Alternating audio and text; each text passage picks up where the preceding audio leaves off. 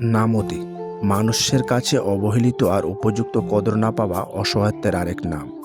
কিন্তু সৃষ্টিকর্তা যেন তাকে হলুদ রঙের শাড়ি পরিয়েছেন খুব যত্ন করে। সে সাথে রূপে গুণে ঐশ্বর্যে কোনো অংশেই কমতি রাখেননি। তাকে নিজস্ব আদলে স্বর্গীয় সৌন্দর্যের মাধ্যমে বিভিন্ন রঙে সাজিয়েছেন নিজের মতো করে।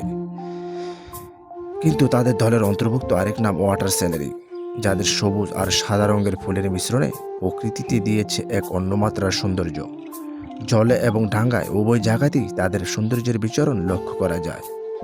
মানুষের কাছে এদের প্রতি ভালোবাসার কদর না থাকলেও বিভিন্ন কীটপতঙ্গ তাদের সৌন্দর্যের ভালোবাসা দিতে একটুও কমতি রাখেনি, যা ছিল স্রষ্টার কাছ থেকে আসা স্বর্গীয় ভালোবাসা এক মহাকাব্যিক অধ্যায়। আর যাদের মধ্যে আরেক অবহেলার নাম লিপিয়া এলবা।